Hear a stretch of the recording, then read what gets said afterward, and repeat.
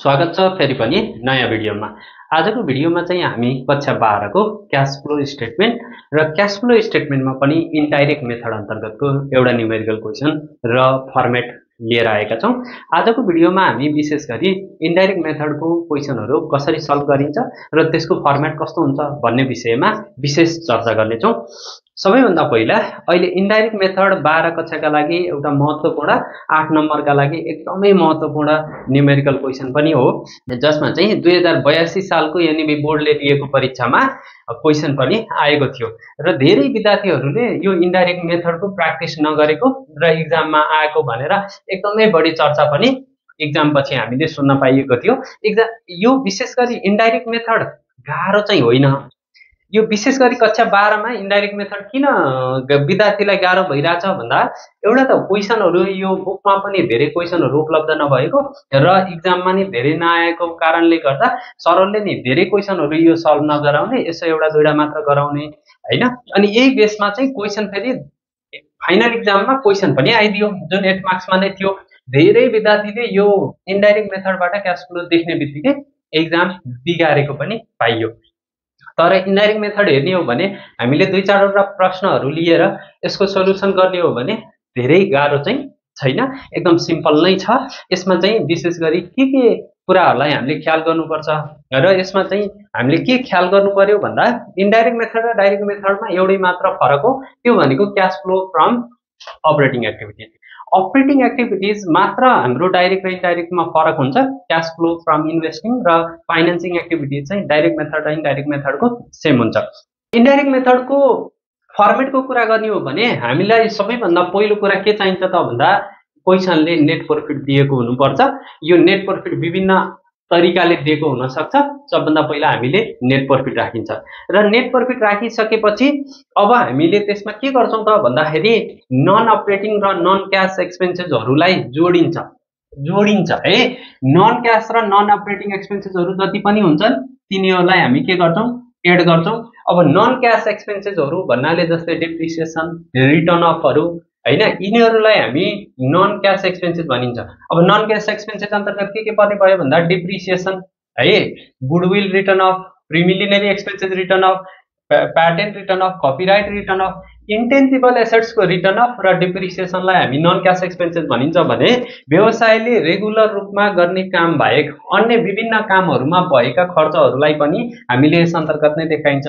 जस्तै discount on issue of share and debenture, share र debenture issue गर्ने बेलामा हामीले डिस्काउन्टमा इस्यु गरेका छौं भने त्यो डिस्काउन्ट, फिक्स एसेट्सहरु बिक्री गर्दाखेरि यदि फिक्स एसेट्समा घाटा भएको छ, फिक्स एसेट्स बेच्दाखेरि यदि व्यवसायलाई घाटा भएको छ भने त्यस्तो loss on sale of fix assets है। र हामीले डिबेन्चरको पैसा फिर्ता गर्ने बेलामा यदि त्यस्तो पैसा चाहिँ हामीले प्रिमियममा फिर्ता गरेका छौं, अर्थात जति फिर्ता गर्नुपर्ने त्यो भन्दा बढी फिर्ता गरेको छौं भने त्यो पनि हाम्रो लागि एक किसिमको हाम्रो व्यवसायको लागि खर्च हो। त्यसलाई चाहिँ हामी premium on redemption of debenture, provision for tax, provision for dividend जस्ता कुराहरुलाई हामी non operating or non cashable expenses भित्र देखाइन्छ र यसलाई जोडिन्छ।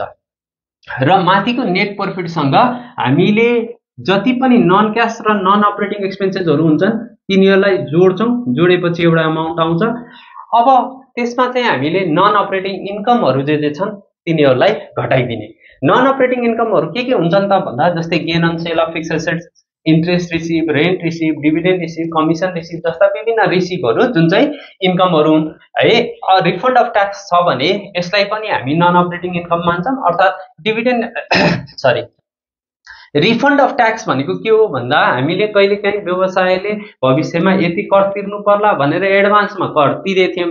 एडभान्समा कर तिर्दाखेरि हामीले तिर्नुपर्ने भन्दा धेरै कर तिरिएको रहेछ र त्यो चाहिँ कर कार्यालयले फेरि रिफन्ड गरिदियो, तपाईको यति बराबरको कर चाहिँ बढी आयो भनेर रिफन्ड गरिदियो भने त्यस्तो खालको रिफन्ड भएको ट्याक्स छ भने त्यसलाई पनि हामी नन अपरेटिङ इन्कम मानेर यहाँ घटाउँछौं।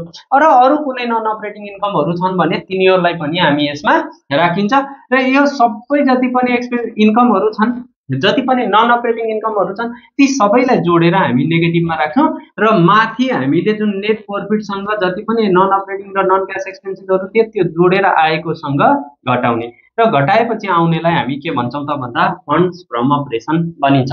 र यसमा हामी के गर्छौं भन्दा जति पनि करेन्ट एसेट्स र करेन्ट लायबिलिटिजहरु छन् जुन चाहिँ अपरेटिङ एक्टिभिटिज भित्र हामीले समावेश गरिन्छ त्यस्ता जति पनि करेन्ट एसेट्स र करेन्ट लायबिलिटी छन् तिनीहरूको एडजस्टमेन्ट गर्ने। अब हामीलाई के थाहा छ भने एसेट्स बढ्यो भने क्याश घट्छ, नेगेटिभ हुन्छ हैन। त्यही भएर अर्को चाहिँ एसेट्स घट्यो भने क्याश बढ्छ, पोजिटिभ हुन्छ। भनेपछि decrease in assets, decrease in current asset जति छ त्यसलाई एड गरिदिने, डिक्रिज इन करेन्ट एसेट्स। त्यस्तै लायबिलिटिज हेर्यो भने लायबिलिटिज बढ्यो भने क्याश पनि बढ्छ, प्लस हुन्छ। त्यही भएर इन्क्रिज इन करेन्ट लायबिलिटिजलाई जोड्दिने। भनेपछि दुईटा कुरा जोड्ने रहेछ, एउटा डिक्रिज इन करेन्ट एसेट्स, अर्को इन्क्रिज इन करेन्ट लायबिलिटिज। त्यसरी नै अब करेन्ट एसेट्स के भयो भने घट्छ त भन्दा करेन्ट एसेट्स चाहिँ बढ्यो भने, एसेट्स बढ्यो भने क्याश घट्छ। त्यही भएर करेन्ट एसेट्स चाहिँ बढेको छ भने त्यसलाई लेसमा देखाउने, इन्क्रिज इन करेन्ट एसेट्स छ भने त्यसलाई लेसमा देखाउनु पर्यो। त्यसरी नै लायबिलिटिज घट्यो भने क्याश पनि घट्छ, अर्थात् नेगेटिभ हुन्छ हैन। त्यही भएर लायबिलिटिज चाहिँ घट्यो, डिक्रिज इन करेन्ट लायबिलिटिज छ भने त्यसलाई चाहिँ लेसमा देखाउने। यसबाट हामी एडजस्ट गरेर केही अमाउन्ट आउँछ, त्यो अमाउन्ट चाहिँ हामीले अघि निकालेको फन्ड्स फ्रम अपरेसनसँग एडजस्ट गर्ने। यो प्लसमा अथवा माइनसमा जेमा पनि हुन सक्छ। प्लसमा आयो भने यसमा जोड्ने, माइनसमा आयो भने घटाउने। र जति अमाउन्ट आउँछ त्यसबाट हामीले ट्याक्स घटाइदिने। र यदि यो net profit after tax net profit हो भने त्यो अवस्थामा घटाउनु पर्दैन, किनकि पहिला नै यो नेट प्रॉफिटमा ट्याक्स घटिसकेको हुन्छ। यदि त्यो ट्याक्स घटेको छैन, यो नेट प्रॉफिट चाहिँ बिफोर ट्याक्स हो भने त्यो अवस्थामा मात्र हामीले ट्याक्स पेडलाई यहाँ घटाउँछौँ र घटाएर आएकोलाई हामीले के भनिन्छ त भन्दा net cash flow from operating activity. अब यसमा आउने करेन्ट एसेट्स र करेन्ट लायबिलिटिजहरु के हुन्छन् त भन्दा हामीले अपरेटिङ एक्टिभिटी जुन डाइरेक्ट मेथडको थियो, डाइरेक्ट मेथडमा हामीले सर्ट फर्म के याद राख्ने भनेका थियौं, एसडी सीसीआई ओपी हैन। अब त्यसपछि अर्को एउटा बैंक ओभरड्राफ्ट पनि आउन सक्छ, बैंक ओभरड्राफ्ट हैन। त्यसपछि अर्को कुरा के आउन सक्छ भन्दाखेरि प्रोभिजनसँग सम्बन्धित कुराहरु आउन सक्छन्, जुन provision for tax, provision for dividend जस्ता कुराहरु यहाँ छन्। अब यसमा यस भनेको त सेल्स हो, डी भनेको डेब्टर्स एउटा करेन्ट एसेट्स हुने भयो। डेब्टर्स के हो? करेन्ट एसेट्स हो। यसमा सीसीआई मा एउटा सी भनेको कस्ट अफ गुड्स सोल्ड हो, जुन चाहिँ एसेट्स र लायबिलिटीसँग सम्बन्धित भएन। अर्को सी भनेको क्रेडिटर्स र आई भनेको इन्भेन्ट्री हैन। अब क्रेडिटर्स भनेको करेन्ट लायबिलिटीज हो, इन्भेन्ट्री भनेको करेन्ट एसेट्स हो। र ओओपी मा ओ भनेको अपरेटिङ एक्सपेन्सेस हो, एक्सपेन्सेस तिर जाने भयो। एउटा ओ भनेको आउटस्ट्यान्डिङ एक्सपेन्सेस, अर्को पी भनेको प्रिपेड एक्सपेन्सेस। आउटस्ट्यान्डिङ एक्सपेन्सेस भनेको करेन्ट लायबिलिटी, प्रिपेड एक्सपेन्सेस भनेको करेन्ट एसेट्स हो। यति कुराहरु आउने भयो। अर्को बैंक ओभरड्राफ्टको कुरा पनि करेन्ट लायबिलिटीज हो र प्रोभिजनको कुरा पनि करेन्ट लायबिलिटीज हो। डी मा हामीले डी लाई मात्र नहेरे के हेर्ने भने थियौ, account receivable, bills receivable, note receivable. त्यसरी नै क्रेडिटर्स मा हामीले के लाई हेर्ने भनेका थियौ, क्रेडिटर्स मात्र होइन, accounts payable, bills payable, notes payable हैन। यति कुराहरु हाम्रो करेन्ट लायबिलिटीज भित्र थपिने भयो, माथिका कुराहरु करेन्ट एसेट्स भित्र थपिने भयो। यति कुरा जान्नियो भने हामीले इन्डाइरेक्ट मेथडको क्याश फ्लो मजाले गर्न सकिन्छ। अब बाँकी रह्यो cash flow from investing activities र cash flow from financing activities. Investing एक्टिभिटीजलाई बी र फाइनान्सिङलाई सी भनिएको थियो। जुन डाइरेक्ट मेथडमा जसरी गरिन्थ्यो त्यसरी नै गरिन्छ, कुनै पनि चेन्ज हुँदैन। जे हामीले गरेका थियौं, जे कुरा राखिन्थ्यो क्वेशनमा भएका कुरा नछुटाइकिन सबै राख्ने। माथि जे गरे पनि यहाँ फेरि ल्याएर हामीले राख्छौं। कुनै दोहोरिन्छ भने दोहोराएर पनि राख्दिने, कुनै फरक पर्दैन। अब यति गरिसकेपछि हाम्रो मेन समस्या के हो त भन्दा धेरै क्वेशन हामीले यसको प्र्याक्टिस गर्दैनौं, किनकि एक्जाममा एकदम कम मात्रामा यस्ता क्वेशनहरु आएका छन्। 2082 सालको फाइनल एक्जाममा कक्षा 12 का विद्यार्थीहरु यही कारणले धेरै रोएका थिए। तपाईहरु रुनु नपरोस्, त्यसका लागि खोजी इन्डाइरेक्ट मेथडका क्वेशनहरु सल्भ गर्नु होला। अब चाहिँ हामी 2082 मै आएको क्वेशन सल्भ गर्न जाँदैछौं है त। अब चाहिँ हामी 2082 मा आएको क्वेशनलाई सल्भ गर्न जाँदैछौं। सबैभन्दा पहिला चाहिँ हामीले क्वेशन हेर्नु पर्यो। क्वेशनमा के छ भन्दा following balance sheet is given as भनेर दियो। सबभन्दा पहिला हामीलाई ब्यालेन्स शीट दिएको छ। ब्यालेन्स शीटमा के कुरा दिए भन्दा सबभन्दा पहिला हामीले लायबिलिटी साइड हेर्ने हो भने लायबिलिटी साइडमा हामीलाई इन्फर्मेसन 2080 र 81 को इन्फर्मेसन दिएको छ। सबभन्दा पहिलो इन्फर्मेसन भनेको क्यापिटल दियो है। क्यापिटल 4 लाख रुपैयाँ 80 मा थियो भने 81 मा जाँदाखेरि 6 लाख भयो, जसमा चाहिँ 2 लाखले क्यापिटल बढेको रहेछ। अर्को डिबेन्चरको कुरा गर्ने हो भने 50,000 ले घटेको देखियो। क्रेडिटर्सको कुरा गर्ने हो भने 20,000 ले घटेको देखियो, ओभरड्राफ्टको कुरा गर्ने हो भने 30,000 ले बढेको देखियो र रिटेन अर्निङ 50,000 ले बढेको देखियो। यसरी हेर्दाखेरि यहाँ हाम्रो सबै कुराहरूलाई यसो ध्यान दिने हो भने के छ भन्दाखेरि यसरी हेर्दाखेरि यी दुईटा कुरा चाहिँ फाइनान्सिङ एक्टिभिटिज भित्र जाने रहेछन् हैन, र यो दुईटा कुरा चाहिँ अपरेटिङ एक्टिभिटिज भित्र जाने कुरा रहेछ। अब ओभरड्राफ्टको कुरा गर्ने हो भने ओभरड्राफ्टमा कन्फ्युजन छ। उनीले के भन्छन् भन्दा यो अपरेटिङ एक्टिभिटिज भित्र होइन फाइनान्सिङमै जान्छ, कसैले यसलाई अपरेटिङ भित्रै राखेर नि गरेको पाइन्छ। अब जे गरे पनि सही हो, किनभने यो ओभरड्राफ्ट भनेको करेन्ट ल्याबिलिटिज हो कि लङ टर्म ल्याबिलिटिज हो भनेर यहाँ डिफाइन गरेको छैन। सामान्यतया बैंक ओभरड्राफ्टलाई हामी अकाउन्टमा चाहिँ करेन्ट ल्याबिलिटिज नै भनेर मान्छौँ है, तर यहाँ नखुलाएको कारणले गर्दाखेरि ओभरड्राफ्ट मात्र भनेको कारणले गर्दा कतै कतै यसलाई चाहिँ लङ टर्म ल्याबिलिटिज मानेर फाइनान्सिङ एक्टिभिटिज भित्र देखाएको नि पाइन्छ। तर हामीले चाहिँ अपरेटिङ एक्टिभिटिज भित्रै देखाउने, किनकि अकाउन्टमा चाहिँ बैंक ओभरड्राफ्ट अथवा ओभरड्राफ्टलाई चाहिँ करेन्ट ल्याबिलिटिज नै मानिन्छ र मैले पनि आजको क्वेसनमा त्यही नै गरेर गर्छु। त्यसपछि हाम्रो एसेट साइड हेर्ने हो भने 80 र 81 को तुलनामा दुईटा कुरा फिक्स एसेट दिएको छ भनेपछि यो इन्भेस्टिङ एक्टिभिटिज भित्र जाने भयो। स्टक र डेप्टर्स भनेको करेन्ट एसेट्स दिएको छ, यो दुईटा अपरेटिङ एक्टिभिटिज भित्र जाने भयो। क्याश भनेको हामीले लास्टमा गएर क्याश ब्यालेन्सलाई ओपनिङ र क्लोजिङ भनेर हेर्ने हो, त्यही भएर क्याशलाई चाहिँ हामी केही नि गर्दैनौँ, यसलाई फाइन्डिङमा हामीले एन्सर निकाल्नका लागि मात्र प्रयोग गरिन्छ। त्यसपछि इन्कम स्टेटमेन्ट फर 2081 भनेर इन्कम स्टेटमेन्ट दिएको छ। इन्कम स्टेटमेन्टमा सबभन्दा पहिला सेल्स दियो, सेल्समा कस्ट अफ गुड्स सोल्ड घटायो, कस्ट अफ गुड्स सोल्ड घटाइसकेपछि ग्रस प्रॉफिट आयो र हामीले यो इन्डाइरेक्ट मेथडबाट क्वेसन गरिरहेको भएर सेल्स कस्ट अफ गुड्स सोल्डको यहाँ प्रयोग छैन, ग्रस प्रॉफिटको पनि काम छैन। सेलिङ एन्ड एडमिनिस्ट्रेटिभ एक्सपेन्सेस भनेको के हो भन्दा अपरेटिङ एक्सपेन्सेस भनेको यो, यसले के भनेको अपरेटिङ एक्सपेन्सेस। हामीले यसमा अपरेटिङ एक्टिभिटिज भित्र केलाई देखाइन्छ, non operating income and non operating expenses. Operating एक्सपेन्सेसलाई देखाइदैन, त्यही भएर यसको पनि कुनै काम भएन। डिप्रिसिएसन अन प्लान्ट भन्यो, डिप्रिसिएसन अन प्लान्ट भनेको के हो भन्दा नन क्याश एक्सपेन्सेस, यसलाई चाहिँ नन क्याश एक्सपेन्सेस भनियो।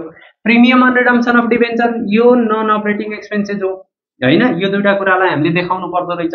त्यसपछि डिभिडेन्ड पेडको कुरा आयो, डिभिडेन्ड पेडलाई जहिले पनि हामी फाइनान्सिङ एक्टिभिटिज भित्र देखाइन्छ हैन। नेट प्रॉफिट आयो, फर्मेटमा सुरुवात नै हामी कहाँबाट गरिन्छ, हामीले नेट प्रॉफिटबाट गरिन्छ, सुरुमा हामीले नेट प्रॉफिट राखिन्छ। त्यसपछि रिटेन अर्निङ दियो।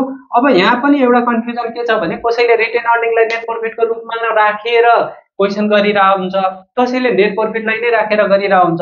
यदि नेट प्रॉफिट राख्नु भएको छ भने डिभिडेन्ड पेडलाई केही नि गर्नु पर्दैन, अपरेटिङ भित्र फाइनान्सिङमा मात्र देखाए हुन्छ। तर रिटेन अर्निङ राख्नु भयो भने रिटेन अर्निङ भनेको त नेट प्रॉफिटमा डिभिडेन्ड पेड घटाइसकेपछि आएको रिटेन अर्निङ भएको कारणले गर्दा रिटेन अर्निङलाई नेट प्रॉफिट राख्नु भयो भने अपरेटिङ एक्टिभिटिजमा non operating and non cash expenses भित्र डिभिडेन्ड पेडलाई पनि तपाईले देखाउनु पर्छ, यति ख्याल गर्नु होला। यदि यसलाई नेट प्रॉफिट भनेर मान्नु भयो भने यसलाई एडमा देखाउनु पर्यो, यसलाई मान्नु भयो भने यसलाई चाहिँ अपरेटिङ एक्टिभिटिज भित्र देखाउनु परेन, फाइनान्सिङमा मात्र देखाए हुने भयो। त्यसपछि हाम्रो एडिसनल इन्फर्मेसन के दिएको छ जसमा चाहिँ plant was sold at book value of ₹40,000। प्लान्टको केही भाग चाहिँ हामीले बिक्री गरिया रहेछ जुन चाहिँ बुक भ्यालुमै बिक्री गरियो 40,000 मा हैन। प्लान्ट भन्ने बित्तिकै फिक्स एसेट्स इन्भेस्टिङ एक्टिभिटिज भित्रको कुरा भयो।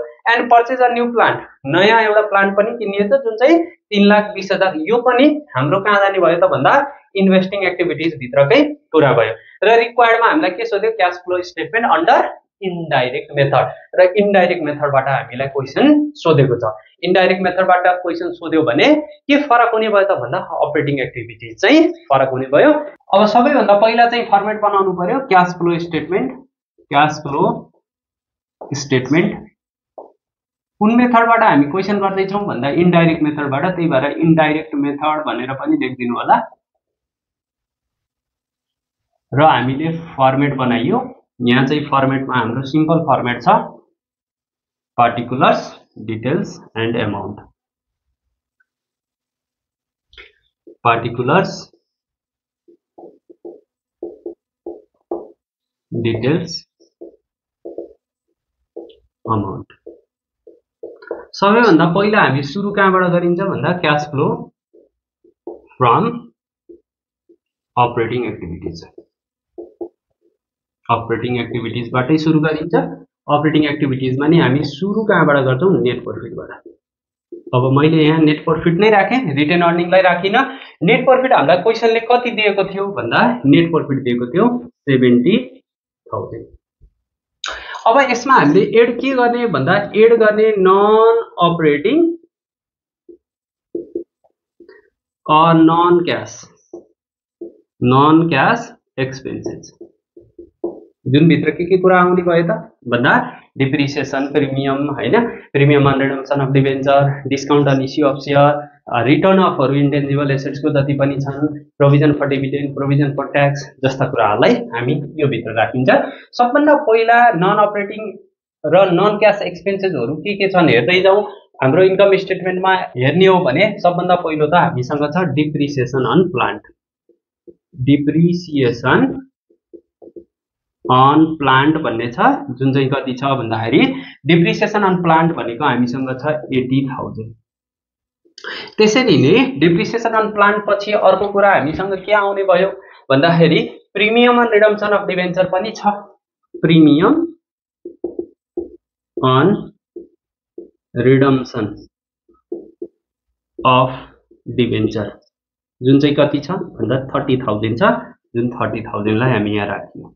यहाँ क्वेसनले loss on sales of fixed assets जस्ता कुरा दिएको छैन है, discount on issue of debenture, share जस्ता कुरा नि दिएको छैन। अब हामीलाई क्वेसनले डिभिडेन्ड पेड दिएको छ, तर डिभिडेन्ड पेड कहिले काहीँ यहाँ राख्नुपर्छ, कहिले राख्नु पर्दैन। यो नेट प्रफिट नै हाम्रो डिभिडेन्ड पेड गरिसकेपछिको नेट प्रफिट भएको भए राख्थ्यौं है। डिभिडेन्ड पेड भन्दा अगाडिको नेट प्रफिट भएको भएर डिभिडेन्ड पेडलाई यहाँ राख्नु परेन।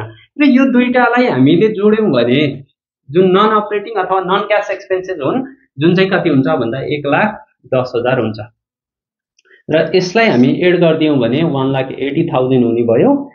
र अब हामीले यसमा लेस गर्नु पर्यो केलाई भन्दाखेरि लेस गर्नु पर्यो नन अपरेटिङ इन्कमलाई। नन अपरेटिङ इन्कमलाई चाहिँ हामी यहाँ लेस गरिदिन्छौँ, नन अपरेटिङ इन्कम। र हामीलाई नन अपरेटिङ इन्कम भनेको जस्तै interest receive, dividend receive, profit on sale of fixed assets हैन, अदर नन अपरेटिङ इन्कमहरु, यस्ता विभिन्न इन्कमहरु हुन सक्थे, तर ती कुनै पनि इन्कम हामीलाई क्वेसनले उपलब्ध गराएको छैन। त्यसैले यहाँ हाम्रो अब के आयो त भन्दा इन्कम फ्रम अपरेसन आयो। इन्कम फ्रम अपरेसन जुन चाहिँ कति नै हुने भयो त भन्दाखेरि जुन इन्कम फ्रम अपरेसन भनेको पनि कति हुने भयो 1,80,000 नै हुने भयो। अब यति आइसकेपछि अब हामीले के गर्नु पर्यो भन्दा करेन्ट एसेट्स र करेन्ट लायबिलिटीजहरु के छन् त्यसलाई हेर्नु पर्यो र जोड्नु पर्नेलाई जोड्ने, घटाउनु पर्नेलाई घटाउने। नियम सेम नै छ। एसेट्स बढ्यो भने क्याश घट्छ माइनस गर्ने, एसेट्स घट्यो भने क्याश बढ्छ प्लस गर्ने। त्यसरी नै लायबिलिटीज बढ्यो भने क्याश पनि बढ्छ प्लस गर्नु पर्यो, लायबिलिटीज घट्यो भने क्याश पनि घट्छ माइनस गर्नु पर्यो। सबभन्दा पहिला एड गरौँ त। एडमा के कुरा एड गर्ने भन्दा करेन्ट एसेट्सहरु डिक्रिज भएको छ र करेन्ट लायबिलिटीजहरु इन्क्रिज भएको छ भने त्यसलाई एड गर्नु पर्यो।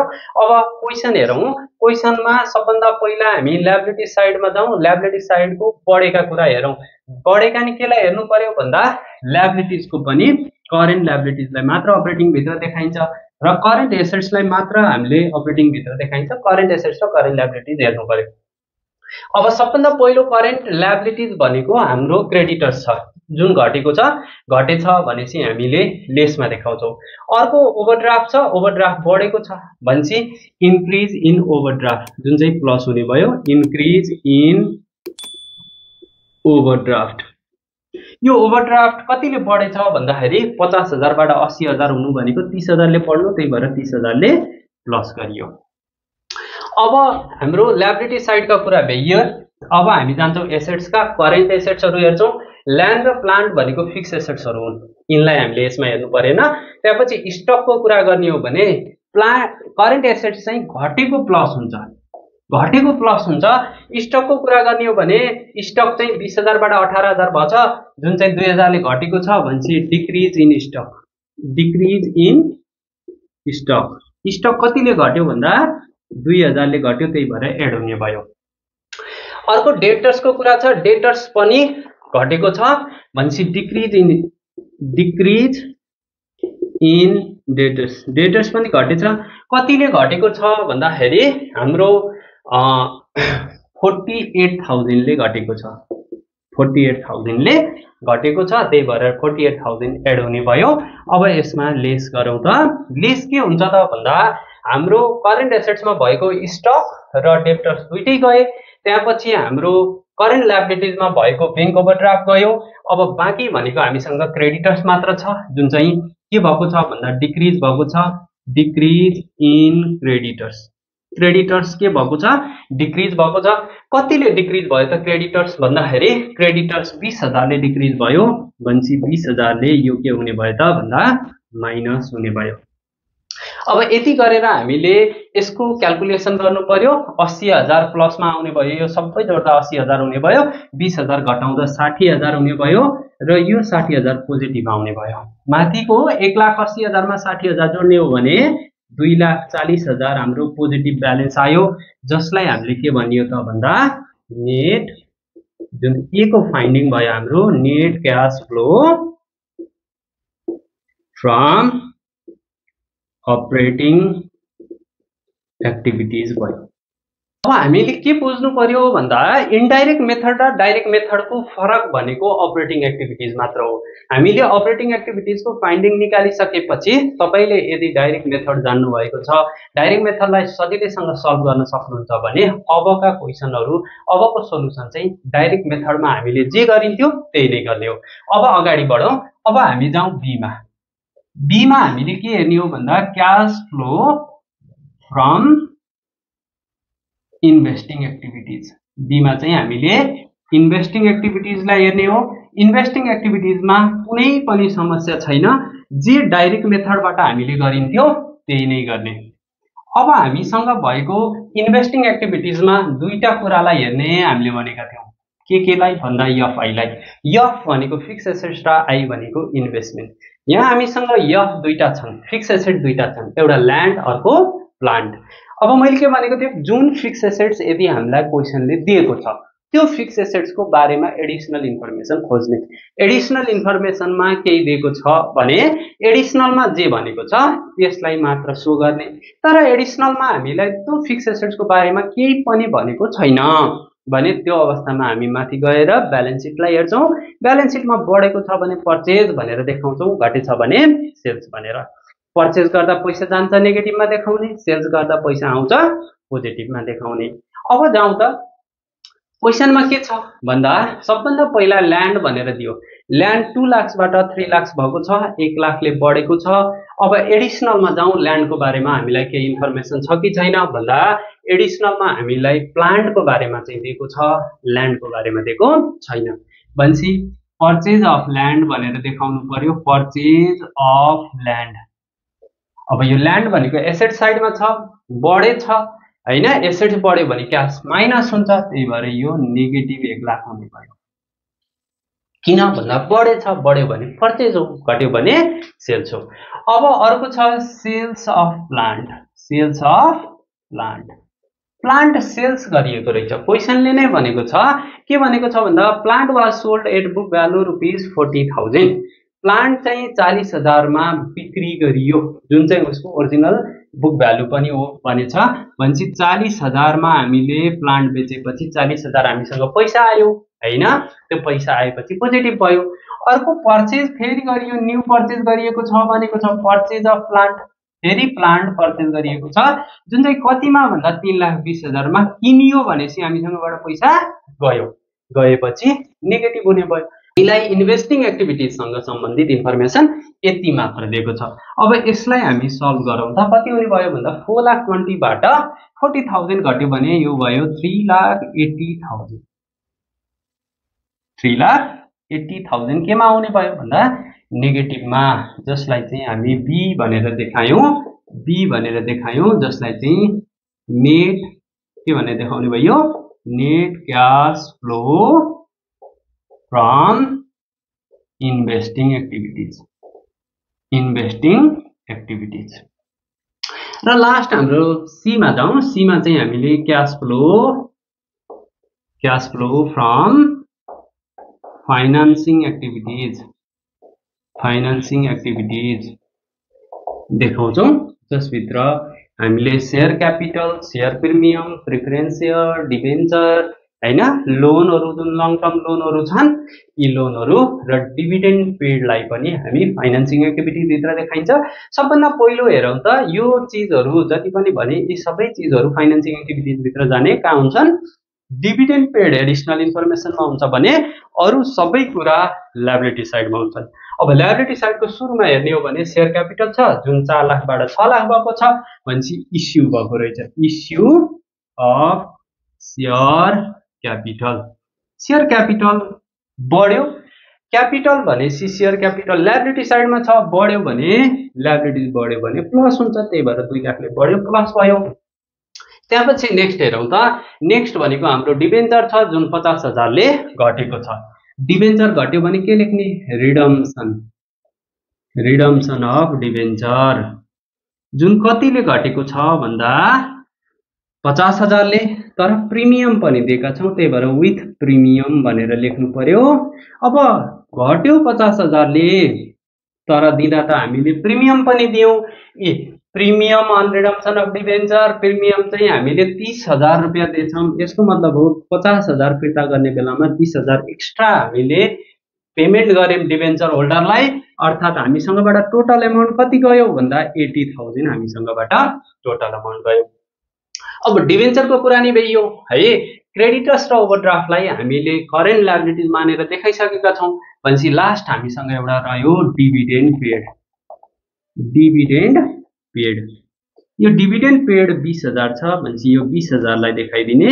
यो 20,000 देखाइसकेपछि यो 2 लाखबाट 1 लाख घट्यो भने कति आयो भन्दा पोजिटिभ 1 लाख आयो हैन।